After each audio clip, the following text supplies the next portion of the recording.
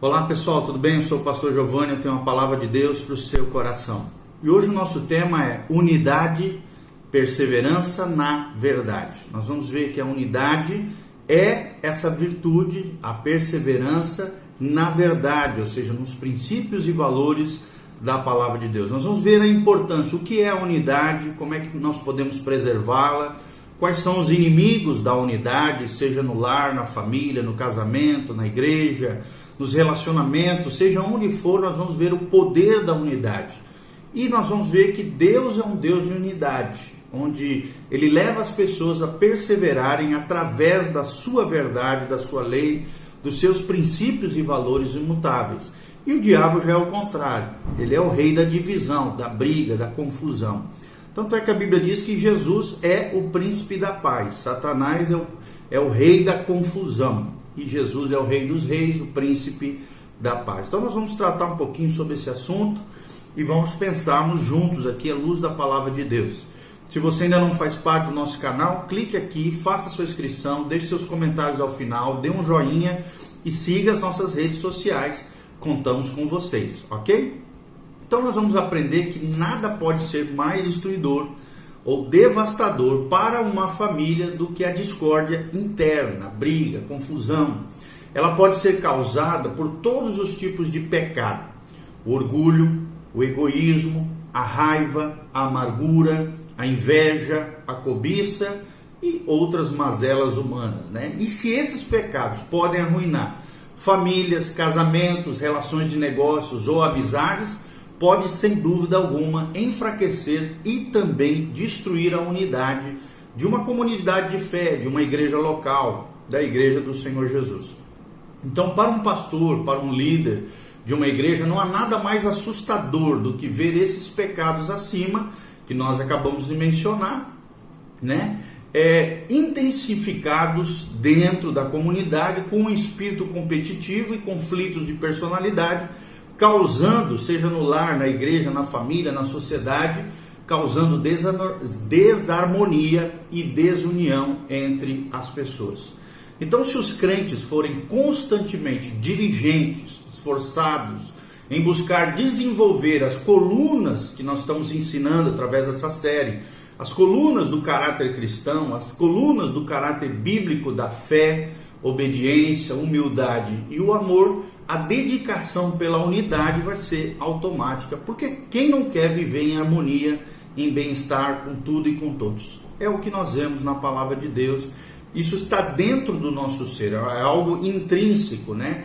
É uma questão existencial do próprio ser humano, a harmonia, a paz, o entendimento entre as pessoas. No entanto, infelizmente, no mundo real, em que a igreja atua, o corpo de Cristo opera, a unidade é muito frágil muitas vezes e sempre suscetível ao rompimento. Como nós temos visto, né? A atitude de amor, o bem que Deus estabelece será sempre o alvo dos ataques destruidores de Satanás.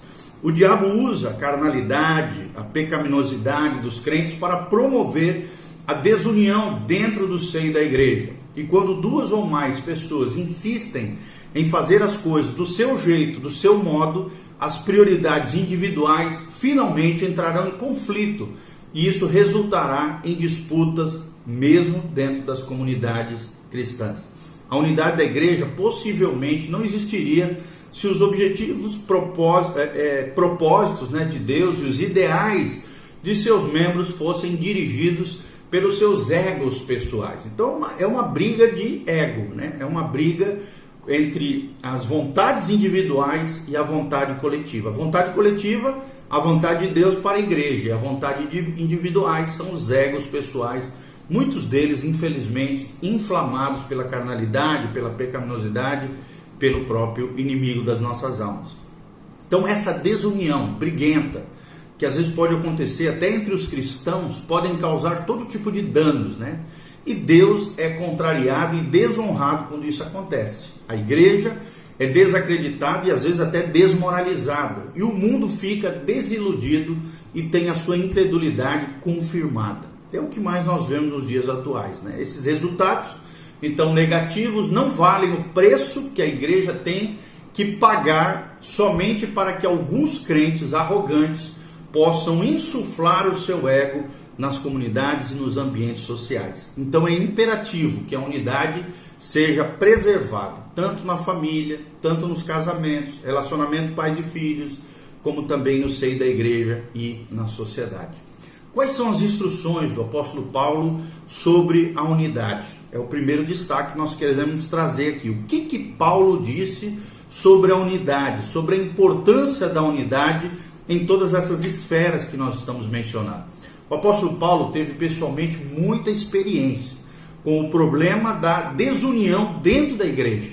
A maior parte dos primeiros 3 capítulos de 1 Coríntios trata do partidarismo e da discórdia que havia na igreja de Corinto, que era uma igreja que se achava espiritual, mas na verdade tinha muita carnalidade dentro dela. Parece muito com muitas comunidades hoje, nos dias de hoje. Paulo conhecia o dano que tais disputas internas poderiam causar. Está lá em 1 Coríntios 3, de 1 a 4.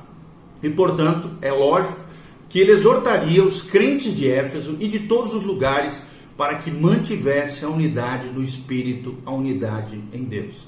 Olha o que ele diz em Efésios 4, 3 a 6. Ele diz: esforçando-vos diligentemente por preservar a unidade do Espírito no vínculo da paz, há somente um corpo e um só Espírito, como também fostes chamados, numa só esperança da vossa vocação. Há um só Senhor, uma só fé, um só batismo, um só Deus e Pai de todos, o qual é sobre todos, e age por meio de todos, e está em todos. É o que diz Efésios 4, de 3 a 6. Ou seja, a manutenção, pensando um pouquinho nisso que a palavra de Deus diz, nós chegamos à conclusão que a manutenção da verdadeira unidade espiritual deveria ser uma preocupação constante de cada crente, você e eu.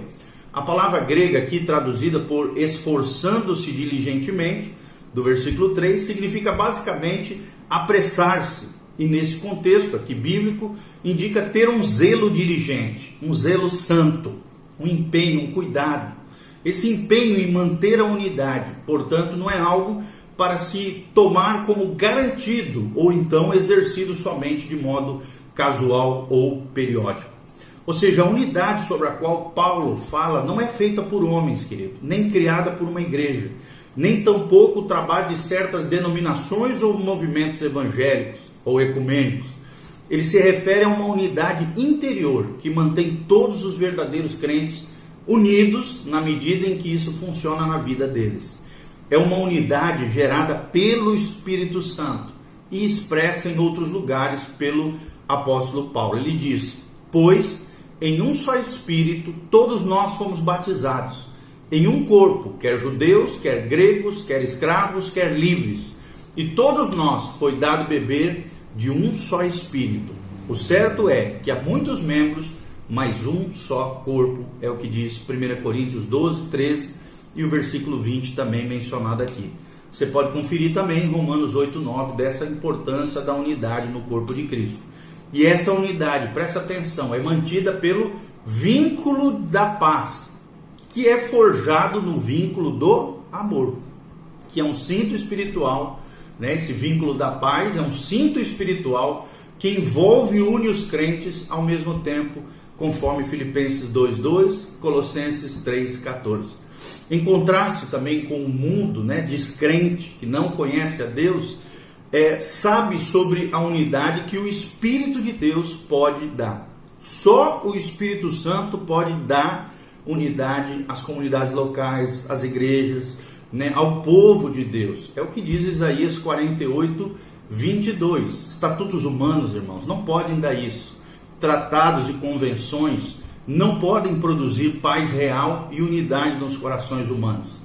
Visto que o mundo, então, enfatiza sentimentos, prestígio, direitos egocêntricos, a verdadeira harmonia nunca será alcançada pelo homem, ou seja, através de esforços humanos, mas sim através de uma atuação, de um poder sobrenatural gerado pelo Espírito Santo de Deus.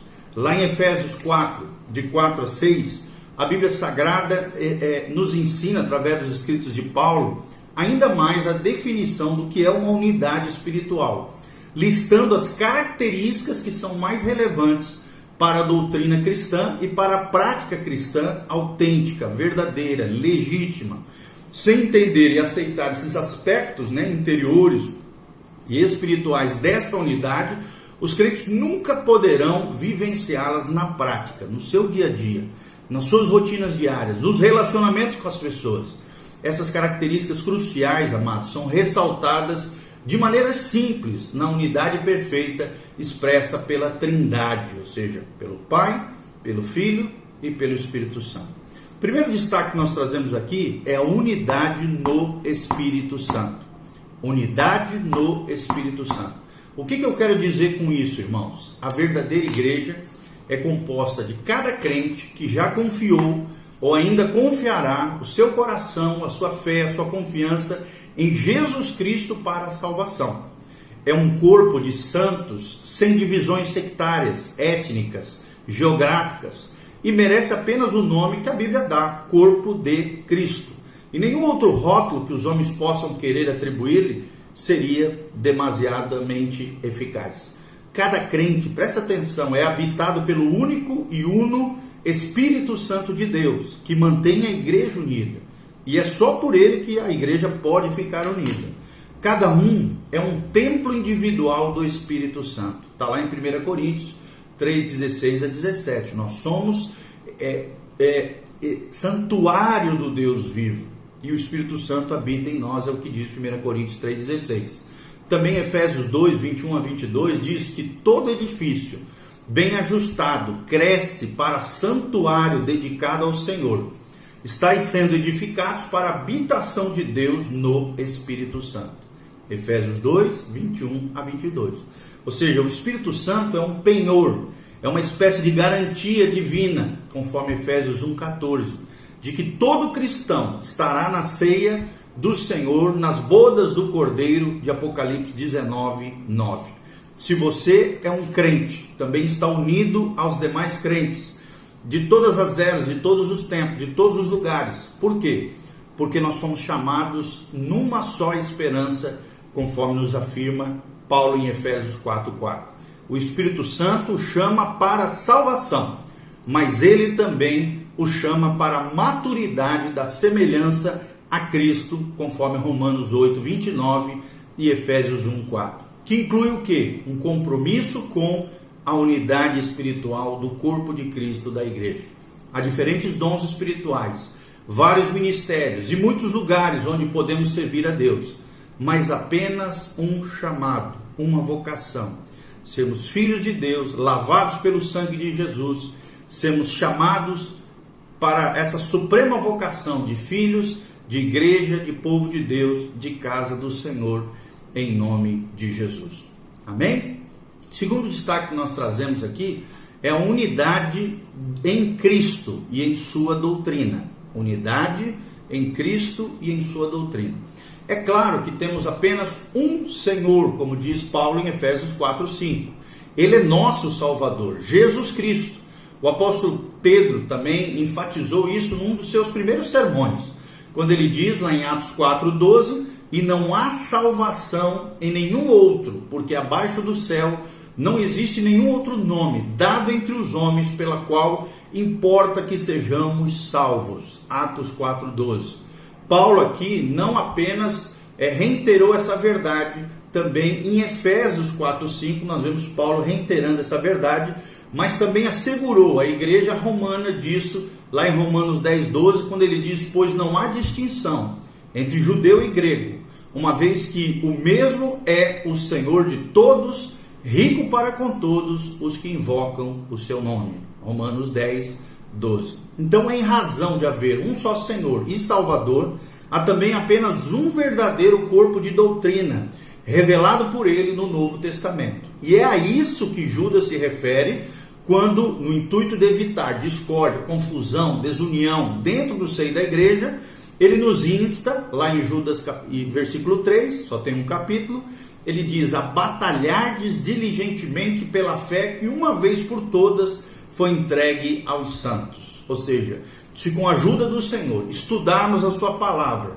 de maneira fiel, cuidadosa, sem as influências prejudiciais do mundo, da tradição cega ou de tendências pessoais, poderemos sim evitar que o corpo da doutrina seja fragmentado em ideias relativistas, concorrentes, contraditórias, que inevitavelmente levam à desarmonia e à confusão nas igrejas. Ou seja, a Escritura contém muitas verdades individuais, mas elas são facetas, características harmoniosas de uma verdade única de Cristo, o qual é a nossa uma só fé, lá de Efésios 4:5. Quando entendermos, amados, que somos unidos por um só Senhor, em uma só fé, testificaremos dessa unidade por meio de um só batismo, e sem dúvida alguma, somente um verdadeiro batismo espiritual, implícito lá em Efésios 4:4, por meio do qual todos os crentes são introduzidos no corpo de Cristo, mas há também um batismo com água, mencionado em Efésios 4:5, é o batismo lá de João, o batismo que Jesus também foi batizado. O modo comum no Novo Testamento de professar publicamente essa fé em Jesus Cristo é o batismo nas águas, e é uma maneira também de se consolidar nele, no autor e consumador da nossa fé, Jesus Cristo, nosso Senhor. Então os crentes não devem ser batizados em nome de uma igreja local, de uma denominação, de um presbítero influente, de um famoso evangelista, ou mesmo do maior dos apóstolos, mas somente em nome de Jesus, o Cristo, o nosso Senhor e o nosso Salvador, conforme Paulo ensina em 1 Coríntios 1:13-17. Amém? Logo em seguida nós vamos tratar no vídeo seguinte sobre outra unidade, que é a unidade em Deus Pai. Nós já falamos da unidade no Espírito, a unidade em Cristo, demos uma breve introdução sobre a importância da unidade, a ligação da unidade com relação aos preceitos, doutrinas, ensinamentos do Senhor, e a importância disso, tanto a nível pessoal, na nossa comunhão harmoniosa com Deus, nos nossos relacionamentos interpessoais, e na comunidade local, na igreja do Senhor Jesus. Continue conosco, aprendendo mais da palavra de Deus, dos fundamentos da fé, do caráter cristão que nós estamos ensinando aqui, que a graça e a paz de Jesus venha sobre você, sobre a tua casa, sobre a tua família, sobre tudo aquilo que você colocar nas mãos. Amém? Siga-nos nas redes sociais, que Deus te abençoe. Se você quiser contribuir com o nosso ministério de pregação da palavra, aqui tem um link para que você possa fazer isso. Deixe seus comentários, conte as suas experiências, faça perguntas. Nós estamos aqui através do chat, aqui dos comentários, para de alguma maneira contribuir para o seu crescimento espiritual. Louvado seja o nome do Senhor. Amém? Que Deus te abençoe, permaneça firme, unido a Jesus Cristo, ao Espírito Santo e ao nosso Papai Celestial. E não fique sozinho. Crente ilhado é um crente que está pecando, porque a Bíblia diz que nós não podemos deixar de nos congregar. Procure uma igreja sadia, uma igreja bíblica, uma igreja que ensine a palavra de Deus de maneira clara, objetiva, sensível, simples, para que você possa de alguma maneira crescer e florescer no Senhor. A internet é muito importante? Sim. É uma ferramenta? Sim. Mas lembre-se que uma das disciplinas espirituais é a comunhão com os irmãos. É ali que Deus ordena a sua bênção. É ali que Deus derrama óleo, unção, graça. É ali que Deus trata com o nosso caráter, a nossa vida, em meio aos relacionamentos. É ali que nós criamos, como nós falamos, esses vínculos em amor, esses vínculos de paz, esse relacionamento, essa prestação de contas, e ao mesmo tempo consolidamos a fé uns dos outros, apoiamos mutuamente uns aos outros e crescemos na graça e na unção do Senhor. Que Deus abençoe sua vida, o seu coração, que a graça e a paz de Jesus venha sobre você. Amém, amém e amém.